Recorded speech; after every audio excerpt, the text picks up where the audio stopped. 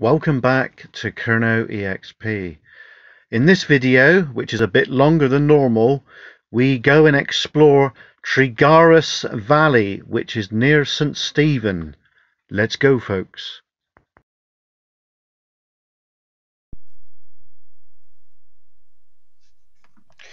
Right, so this is the starting point in the valley. The sign gives you a bit of history and locations on the map where to walk.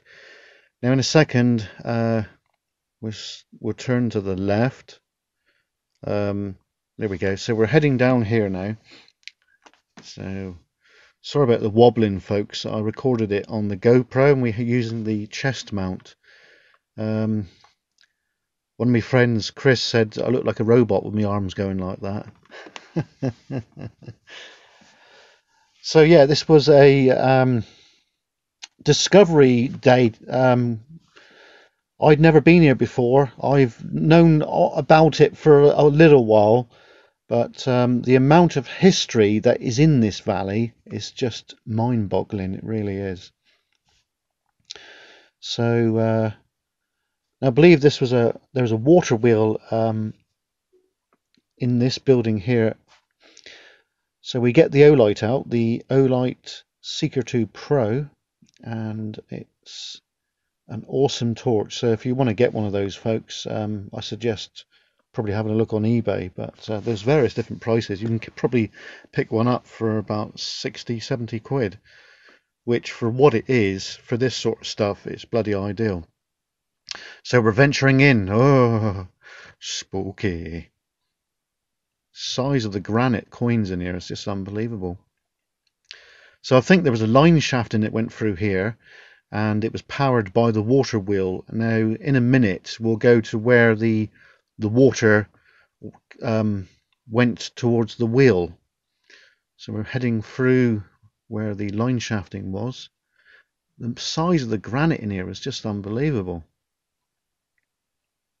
And then we're venturing out, a bit of a squeeze. Squeeze. It's amazing that the site here, there was no litter there at all. So the people of St. Stephen are doing their bit at keeping this area nice and clean. So we get up there in a second. We're just having a look down here because like we said, we'd never been here, so it's just discovering what is actually here, and it's amazing what is still there actually, you know, after all this time. So we're heading up the steps which head to where the water course was at one time. There was a sluice gates there at one time, but over the years it's kind of salted up, or not salted up, filtered up with mud and what have you. So that's where the water went down through there, and there would have been a water wheel back there. See the old rails there, folks? So that would have been like a walkway across. Can't believe how boggy this path was. Really, really boggy. Yeah, the mic situation has not really been working that well because I tried to plug the mic into the GoPro, but for some reason it didn't work. So I'm gonna have to take the whole system with me and go again and try it again. Not this, but the next kind of video we do. There, that bit of wood is where the sluice gate was, I believe. So this path is quite boggy, so you can imagine why, because there was a leat there at one time, and it's still fairly boggy, you know. Sorry about the wobbling. So yeah, we're heading down into this valley now.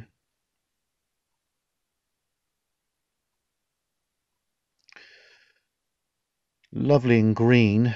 This is the only good day we've had this week, and it doesn't look like we're going to get much more good days, unfortunately, until probably later in the week.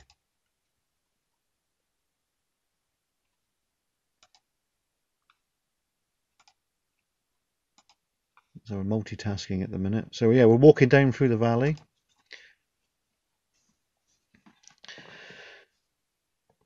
Down and down and down. And in a minute we come to something very interesting.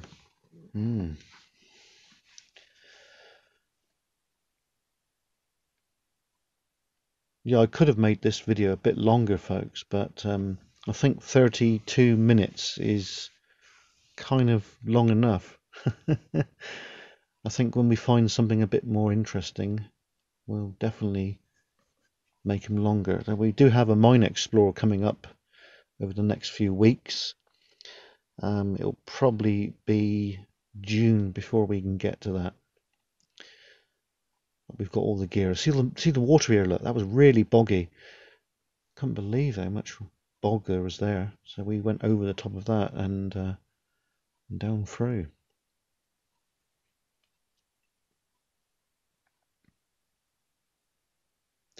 So walking like a robot again. I think next video we'll use the gimbal and see if we can get it nice and trim and true, but the only problem with that is wind noise, so we're gonna have to dub music over the top of that, unfortunately. So yeah, heading down.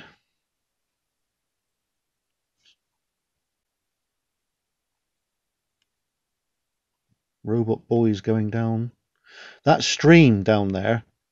Do you know that whole valley reminded me of Kennel Vale, which is near Pontsnoof. It's an old gunpowder works. It's got that same kind of vibe about it. The river, I don't think this stream or river here is as powerful as the river in the Kennel Vale area there, but it's not far off. So you can imagine why they actually harnessed the power of the water in the water mills. This is the water mill here that we're coming up to, which would have ground china clay, I'm assuming. The actual water wheel, remains of it, is still there, which is absolutely unbelievable, because normally they're kind of long gone, aren't they, folks? So we had a brief look in there. There's like a round circle where they would have ground, I'm assuming, you know, like a conventional mill. That's the impression I've got, because there's more than one of these in this valley. So heading back out, and now we're looking to look at the wheel, which some people have put scaffold around, which is very good because it's preserving history at the end of the day. That's the overshot wheel there. Remains of it are still there with the sluice and that. You know, it's just amazing. Can't believe it's still there after all these years. It's crazy. So I should imagine on the side there would be a stamp saying where it was made. We did find some other wheels in the valley. I won't talk about them right now, but one of them's got a stamp on it which tells you where it was made. So yeah, it's amazing that is still there. Like I said, after all these years, it's crazy.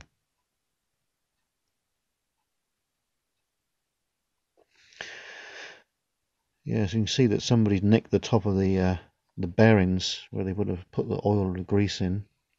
They've probably been nicked many years ago.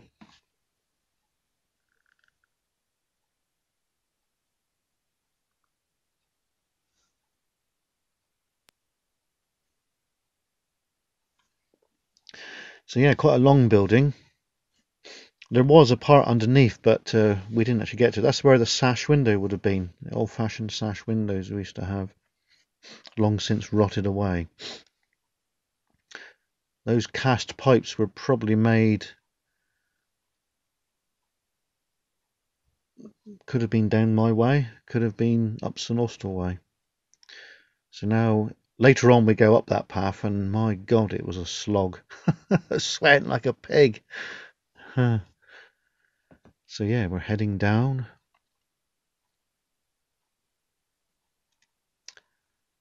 Quite a few extra bits that we didn't have a look at. I should have went in there and had a look. Maybe next time when we go back, we'll have a look there. So down here on the left, there's like remains of a narrow gauge tram system by the looks of it, and we shall see that in a second. We're just walking up to it. It's on the left. It's very clearly some kind of tram network. Could have been horse-drawn or something like that. Do I pan to the left? I think I do. There we are. Look at that, folks. So we didn't actually go through there, so we'll go back later in the year and have a look. So we're heading down to another China clay mill, I'm assuming. I don't think it's a dry, it wouldn't be a dry. So I'm not really sure how that was powered. It could have been powered by water, but I don't see any evidence of that. So it could have been steam powered, this lot here. But don't really see a great deal of evidence of that as such. So we go inside in a minute and we get our torch back out. So there's a cottage up there as well, which we go and have a look at in a minute. Mr. Wobble. There we are. Awesome torch, folks. I've also got the H2R Nova head torches as well, and they are awesome. So the original timbers there, look, they are a bit rotten and a bit wet, but it's amazing they're still there after all this time, you know. So that's where the shafting would have came through, which powered the whole site. You can see it's just basically a mirror copy of the other buildings we looked at already. So we're heading back out. And now we go around to get on top. I think there's a lot more here that I didn't see. Need to go back and film the rest of it later in the year. Lovely chimney there, folks. Look at that. Quite ornate.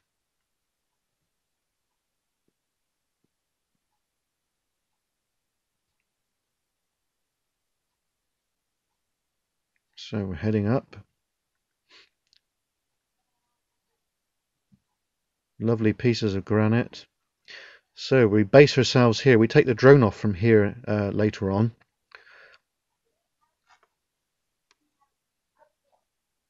So yeah, we had a break here. We had a tin of Coke and a sandwich. See the milling side of it there. There's quite clearly some kind of grinding, milling, and the material probably fell down through and was processed, I'm assuming.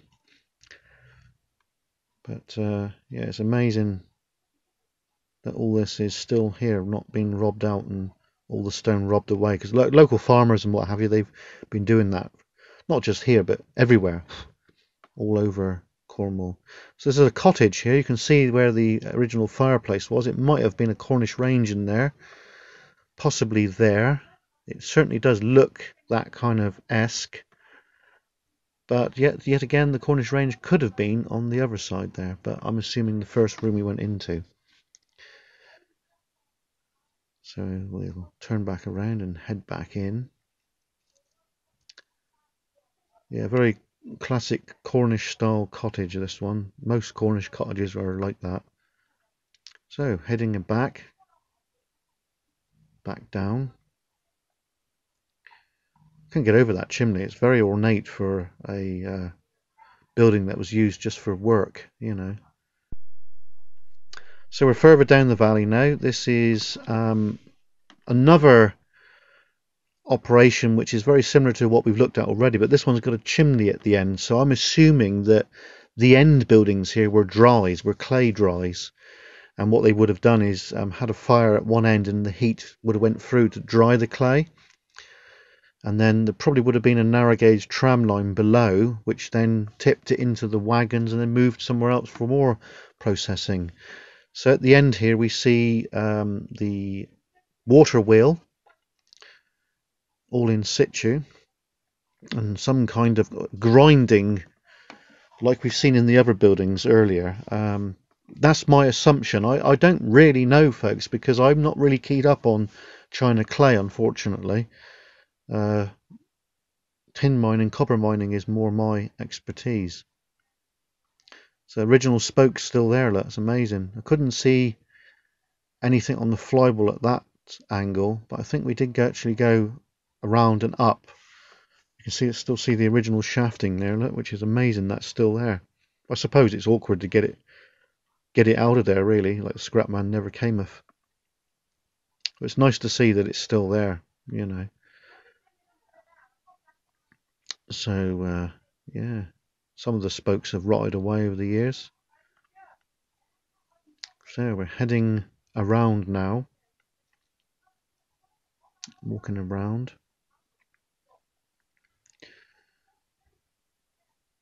It's amazing, this area, this China Clay district. It's got a lot more to see than what it had. What we have where I am, which is Campbell and Redruth.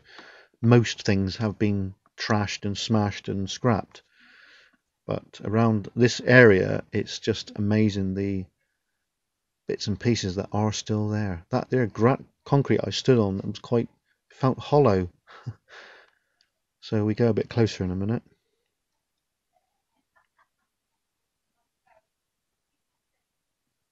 So yeah, nice bit of ironwork still there, which is fairly rare these days. I can't remember if I've seen a stamp on that wheel. I don't think I did. But the next wheel we have a look at, which is just round the corner, it's got its foundry stamped on it. It's Charleston Foundry. The other wheel is. So yeah, that's magic, isn't it, folks? Would have been nice to have seen these buildings in the day when the roof was still on and all the machinery was still there. Should imagine about 40, 50 years ago, most of it would have been still there. So this is just round the corner, and cast iron rising mains there, which look like they come from a Cornish tin mine. They look identical, those do. They're very old. They could be 100 years old, they could. Which is amazing, isn't it? You can tell by the casting of them they were made down at the foundries down where I am. Harvey's of Hale, Holman's of Camborne, Sarah's Foundry. So look at this, look. I just went down this path by chance, and look what I found. I nearly fell on my ass there because it was quite slippery. You can't see it on camera, but I nearly fell on my jacksie. So we should be able to see the foundry stamp in a minute. I did put the camera up to it, I'm sure I did. Come on, Marky. There you are. We can't really see it that clear there, but it says on it Charleston Foundry Corporation Limited. So I didn't know until a few years ago that Charleston, where they've got the ships to, where they make films and that, used to have its own foundry. I never even knew that. I've known it for a while now, but you know, yeah, it's quite boggy in the valley there today, yesterday. Obviously, I'm recording this audio the day after, folks, because it takes me a while to do the editing. But this is probably the longest video we've done for a long time, 32 minutes and 41 seconds. I'm going to put it out all in 1080p because I can't really do it in 4K, unfortunately. So we're heading up the valley now to our next area. So we're well up the valley now, and this is where we did our proper exploring, because this is off the beaten track now, more close to the active China clay pit.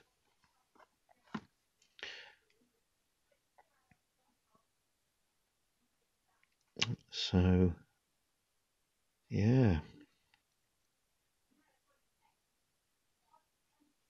this is what we call a bit of Cornish bushwhacking, folks. There's not many people that have been up here, I can tell you that for a fact, because the path is not. There wasn't many. There was a couple of footprints there, but there wasn't many. An ideal place if you're into wild camping, somewhere like this, out the way, no one's going to know you're there. And if you're quiet and you've got stealthy clothes on, i.e. blend in, and a tent that's green or black, an ideal little location there to get away from it all. As you can see, it's getting a bit more, the growth is getting a bit more thicker there now. So definitely a bit of bushwhacking there now, folks.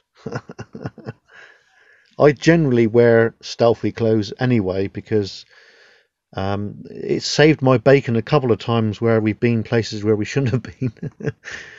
And if I had like an orange suit on or something like that, which I've got for the Mine Explorers, I probably would have got nabbed. But luckily, because I generally wear stealth stuff, we was fine. So in a minute we end up kneeling over because we had to go down through this bush, like, you know, which was interesting to say the least. So yeah, I think machines have been up there in the past, but not for the last 10, 15 years by the looks of it. But like I said earlier, folks, this area, the China Clay District in Cornwall, which is around the St Austell area, is massive. I can't get over how big this area is. It's just mind-boggling. There's no way I can explore all of this area in a couple of days. It's going to take a couple of weeks, if not more than that, to explore every bit. I do want to be able to get the drone to an area. I'm not going to say exactly where it is, but there's an area where there's some clay pits that have been left for decades, and I want to get the drone in there to have a look around. So we'll continue bushwhacking, folks.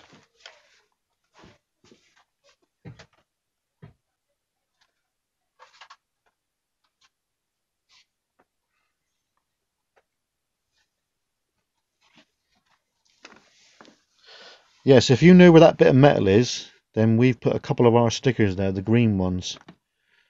So yeah, if you can find that, that'll be bloody amazing, because I don't think many people are going to find that somehow. Like I said, it's well off the beaten track. It's well off that valley where we've been in this video.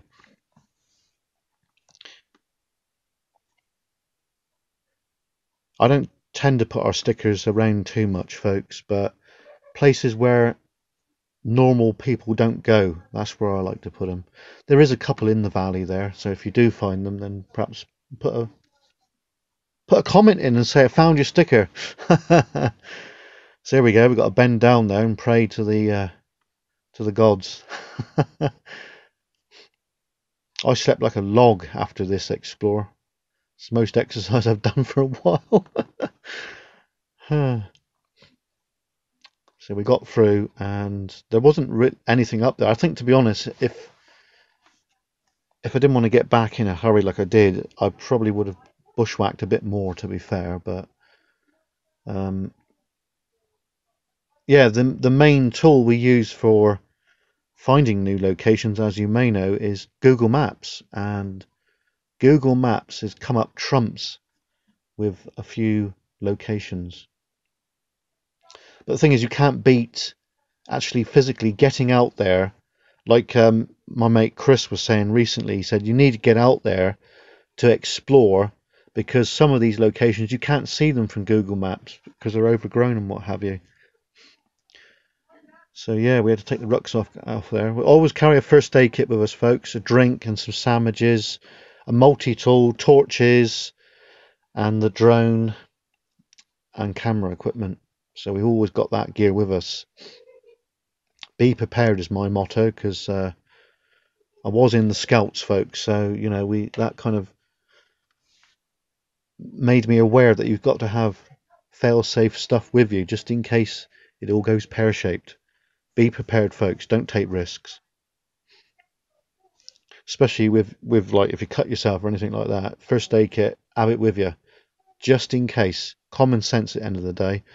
Right, so we've now headed to another area now. Here we are.